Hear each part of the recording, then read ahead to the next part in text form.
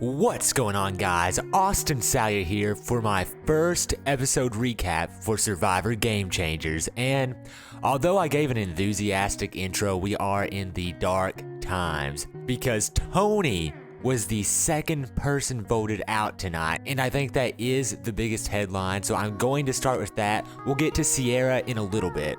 Wow, if you could have given me a situation that I didn't want to happen, it would have been Tony and Sandra going after each other.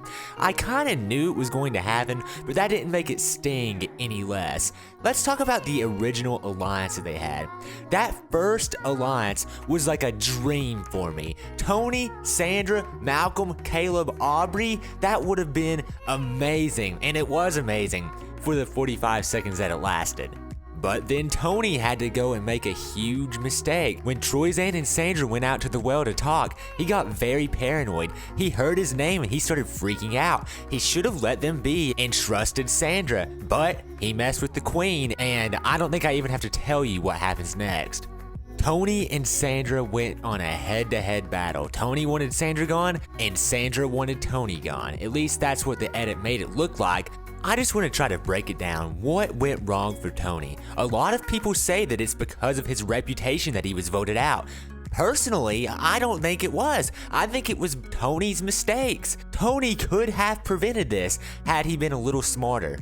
Sandra was all good with him until he started doing all this crazy stuff. He shouldn't have confronted Sandra and Troyzan, and plus the spy bunker just wasn't a good idea. I think the reason that he was doing all this stuff, like when he went idol hunting openly in the first 20 seconds of the game, what I think happened was Tony became a parody of himself. He heard going into this game how he's one of the best players ever and most entertaining players ever, and he's the man who makes the spy shacks, who does all this crazy stuff, and I think he came into this game thinking that he had to do that because he's Tony. But if Tony would have just went in there and acted natural, he's charming enough and strong enough, which that tribe definitely needs strength, to stick around for at least a little while. Although Tony is probably one of my favorite survivors of all time, I'm gonna have to put this one on him and not his reputation. Now that's not saying that his reputation had nothing to do with it, of course, because it did. People wouldn't have been nearly as wary of him had they not seen his old season, but he should have walked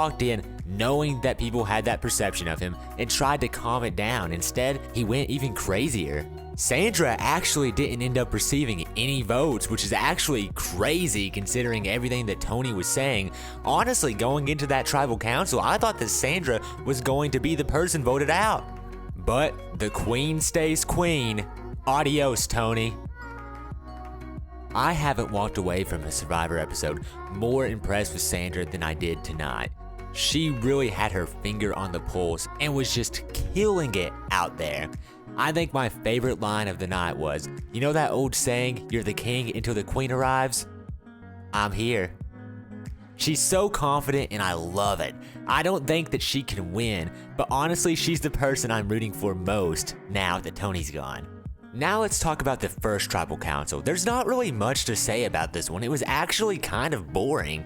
Sierra Easton was the victim of the first vote. These Survivor Blood vs. Water attorneys really don't have a good track record with these returning player seasons, do they? Actually, now that I think about it, Brad Culpepper is the only returning player from that season who hasn't been voted off first. So, good job, Brad. But Sierra's mistake really came from her just trying to take control too fast.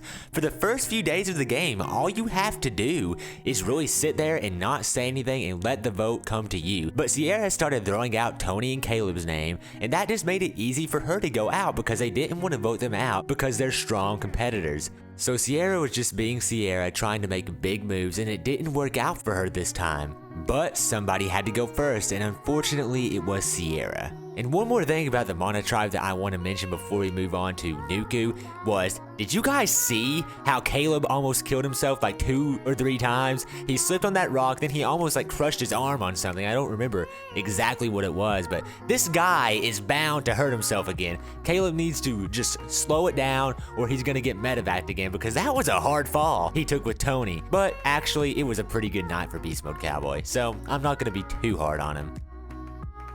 Now let's move on to the Nuku tribe. The Nuku tribe didn't go to a single tribal council, so all of the players on that tribe got off pretty easy tonight. But there is a very big storyline going on, and that is the Ozzy versus Cirie feud. And can we just take a second to realize how fantastic it is to have Cirie back on Survivor? I had honestly kind of forgotten how amazing she was, but tonight she was just awesome. I think my favorite scene of the night was when Cirie completely mind-boggled Ty. When Ty was telling her that he got a bad vibe from Ozzy, she completely ripped him apart, and that just shows the difference in the caliber of player between Cirie and Ty. Cirie has found herself in a bad position. Ozzy seems like he's still a little bitter from fans versus favorites, so hopefully Cirie and Ozzy get split up pretty soon so we don't have to see either of them go. Also on the Nuku tribe, Sierra Dawn Thomas found the most game-changing item of the night. That's right, you didn't think Sierra Dawn Thomas was a game changer? Well, how about this? Sierra Dawn Thomas found the Legacy Advantage, which was also in last season, but this time I think they said it could be used at the final 13, which by the way means that they're going to merge at 13. I'm pretty sure we're just going by the Survivor Cambodia rulebook with this season. I would say that I feel really good because normally when you find an advantage like that and nobody knows about it, it's phenomenal, but honestly, I don't think the Legacy Advantage is that good. It saves you for one vote. I mean, what can that really do? And what are the odds that Sierra is going to be in danger of that vote? It just really seems kind of useless to me. Well, I think that's all of the major points that I wanted to cover for Survivor Game Changers Episode 1. If you have any thoughts on the episode, leave them down in the comments below. I would love to know what you think. I'm gonna have a video for you guys about the new Big Brother Canada 5 cast coming up later this week, so stay tuned for that. And I'm also going to try to release at least one more Survivor video throughout the week. But I guess for now, remember one thing: the queen stays queen, and adios.